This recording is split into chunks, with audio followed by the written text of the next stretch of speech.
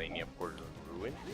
Last time we left off in the City of Haze, and in this part we're going to be finishing up the City of Haze. So you can see here we have a sort of puzzle with this mine cart, and we need one person on the cart and another person to activate it. And to do that, all we have to do is use the stay command to make Charlotte stay in the cart, and then hit the switch with Jonathan, and then switch quickly. As you can see before, if you don't switch quick enough, the cart will dash off with your partner character, and you won't be able to solve the puzzle.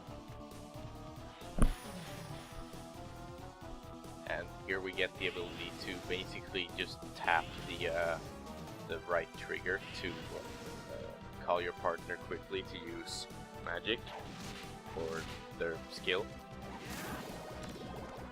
It's very useful if you're in situations where you're using buffs, because they just push the button to have them use the skill, and then it'll disappear without having to call them, use the skill, and then remove them manually. It's also somewhat useful for some boss fights or enemies where they're weak to a certain magic or skill, but you don't want to primarily use that character.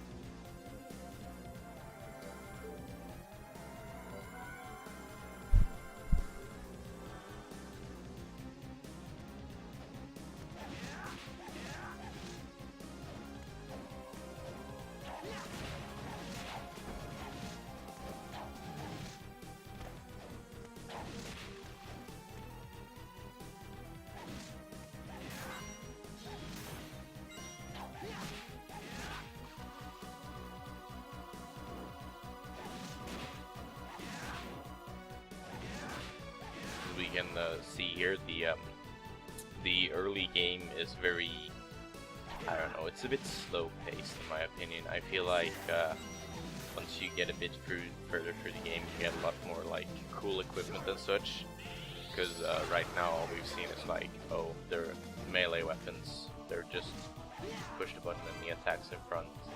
Later on you'll get really like cool stuff, and you'll see that actually pretty soon, I think. There's the next painting world has one of my favorite weapons, and I'll be getting that.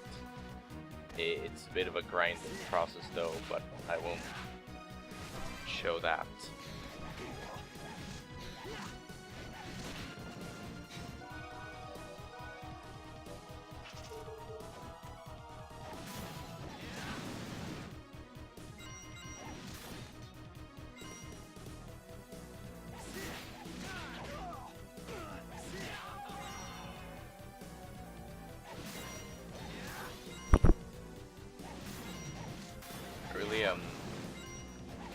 I really enjoyed the music in this game as well. I think it's very well done, and it has a lot of memorable tracks, especially the later game when you get to some of the larger painting worlds.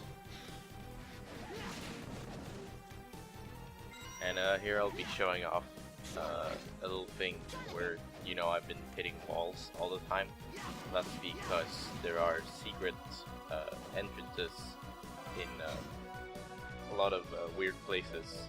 So that's why I'm going around hitting most walls that look like there could be something behind them. Like in that one we got new footwear for Charlotte, which is pretty decent. It increased her int, so that's good. I'm always for giving her equipment that increases her magic stats.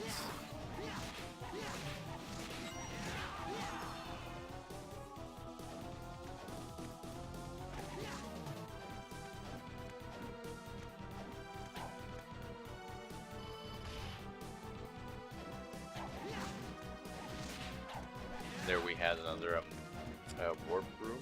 I don't think I've explained them. I mean, I've showed them before, but I haven't used them. So basically what they do is you can warp to any other warp room within a given painting world or Dracula's castle. And this here indicates that there's a boss behind this door, and boss fights are always indicated by these kind of doors, so you know when you'll be facing a boss. And in this particular case, we have this floating head, but yeah, accompanied by this armor.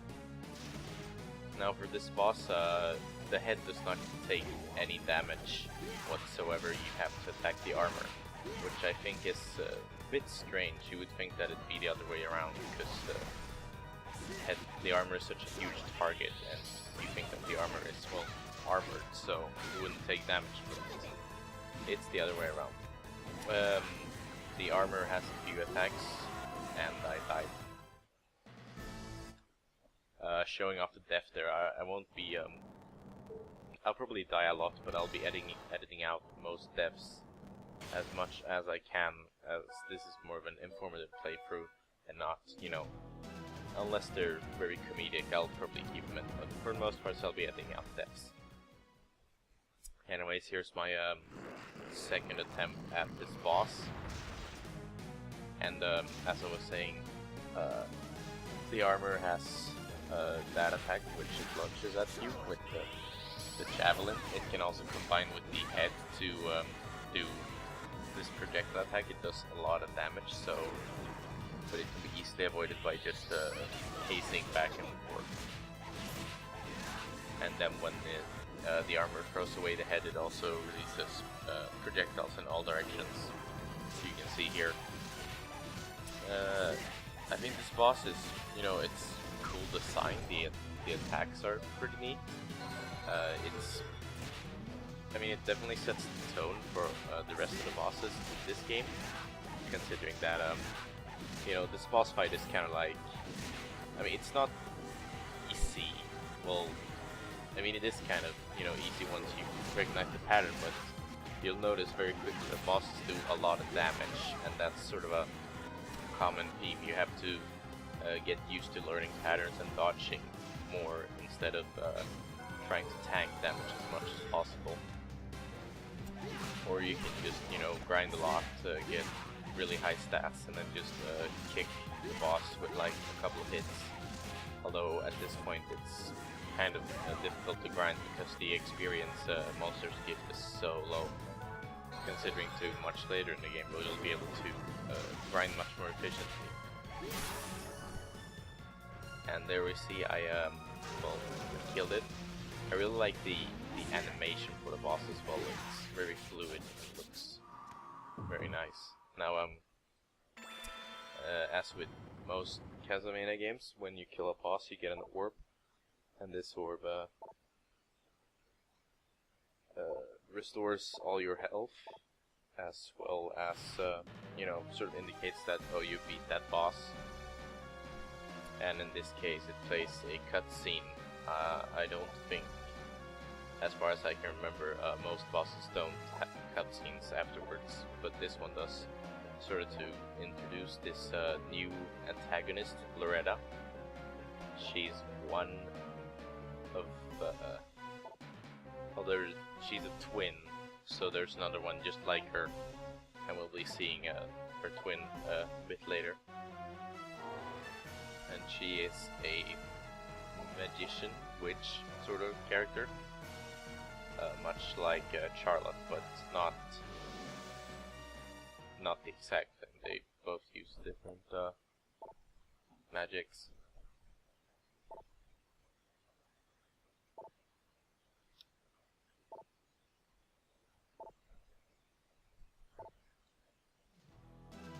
Anyways, now that we've beaten the boss, you might think, oh, now it's time to go back to the Dracula's castle because we're done with this painting world. But there's actually quite a lot to do still in City of Haze. There's actually a few things we can't do yet, which we'll see pretty soon. And the cube we picked up there just lets us do like a jump off a partner to gain a bit extra verticality for jumps, which is very useful for reaching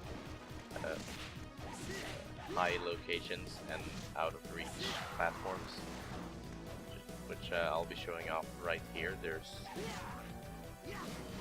a piece of gear up there, the K, and normally you wouldn't be able to, you can't jump that high, and even with the footstool it's a bit difficult, but if you time your jump just right, you can get up there and pick up the cape, which is a pretty good accessory for Jonathan early game.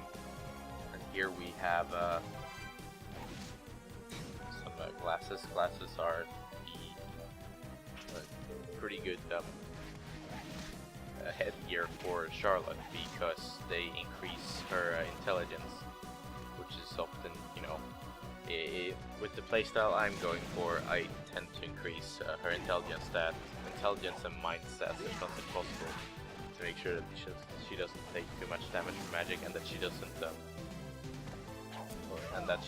deal a lot of damage with her magic. Otherwise, as you saw up there in that room with the glasses as well, there was a hole in the wall, but we're too big to fit through there. So, and there's something on the other side. We're gonna have to come back to the City of Haze eventually. I'll be going back to every painting world, or at least all the ones where you can't get everything in the first run through. Once we have the things we need to go through them, but most likely I'll leave that in the end game. And there we picked up the Moonwalker boots. They don't do much in the ways of defense, but they let you do the dodge move, or the sort of backdash, a bit further than if you didn't equip them, which is nice, because I like to use the backdash move quite often. I prefer dodging attacks instead of trying to tank hits, which often leads to me dying a lot, because when I do take hits, I end up, you know, dying or taking way too much damage, which, you know, is a shame, but eventually we'll find gear that can suit both types of playstyles, and yeah. Up there we have another piece of gear. This room is literally identical to the last one where we tried out the footstool, and it's a longsword. I'll be equipping the longsword because it has higher damage than the leather whip, and it has longer range than the short sword, but shorter range than the leather whip, but the attack speed is higher than the leather whip as well, so I like that. Up there we have another piece of equipment for Charlotte. It's not really worth it for my sort of playstyle again, because the Velvet Ribbon increased defense primarily, and the intelligence boost I get from the 2 classes is too valuable to sacrifice at this point.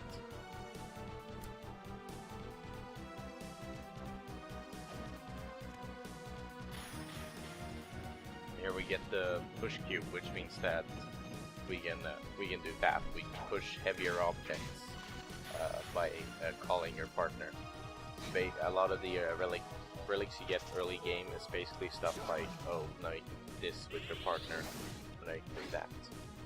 And here I'm showing off the new magic, the Gale Force. If you charge it fully, it shoots 2 sort of boomerang winds. If you don't charge it, you just shoot 1. So there's the difference in charging and not charging magic. It's not just the same, but it does double damage, like with the Raging Fire. It actually does something different this time. There's a lot of magic that does, you know, very interesting things when you charge them, and then depending on when you don't charge them.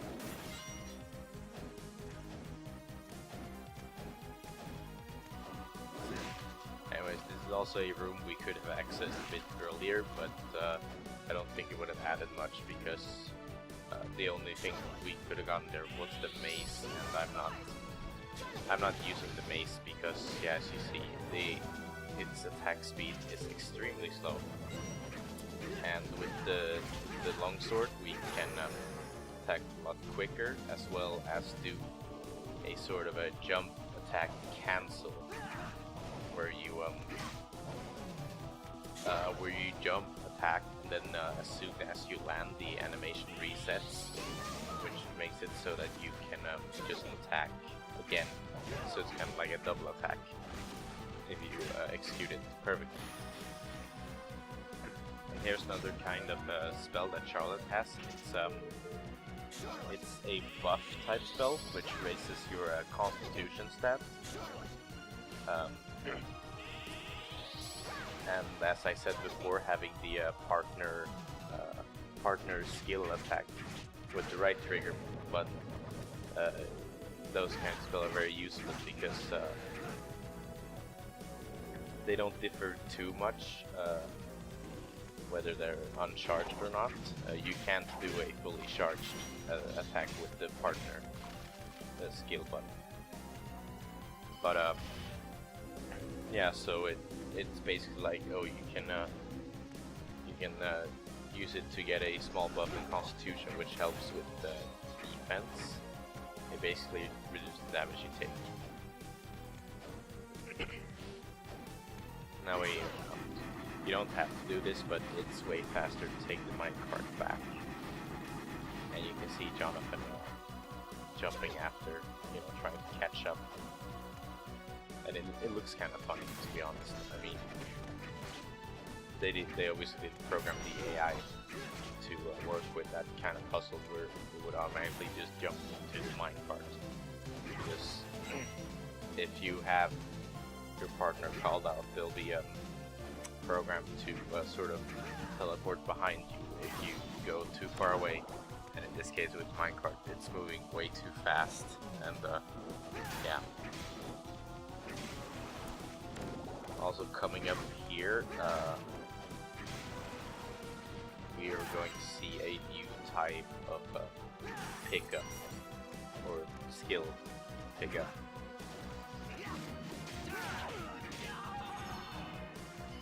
And here's another warp room, so yeah, I'll be using that one.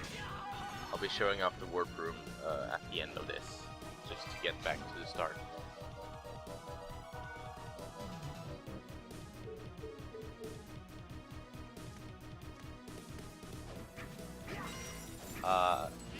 So what we have here is the Holy Lightning. It's a team attack. It's basically a skill that you can do with both characters, and I went back to the plays with the axe armors to show off what it looks like. And yeah, it's basically, it uses most of your magic bar, but it also does, a lot of damage. You can get a bunch of different team attacks. And here I'm just showing off the list of different skills. The red ones are things that Jonathan can get. Blue is Charlotte, and white is team attack. So there's a lot to collect and a lot to do. And if you noticed in the skill menu, the numbers next to Jonathan's skills, where it says like master, and then it's convert out of another number. That shows how many skill points you need to master that skill. And yeah, I'll be mastering every skill that I find, and I will find every skill, so I'll be mastering every skill basically. Otherwise, yeah.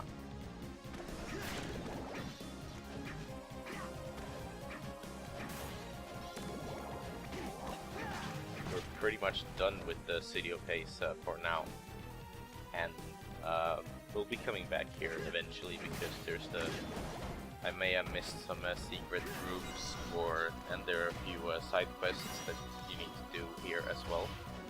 Side quests will be relegated to their own videos, so I won't mix them in with the main videos. They'll be there mostly if you want to see the side quests. Otherwise, I'll be doing mostly main story stuff.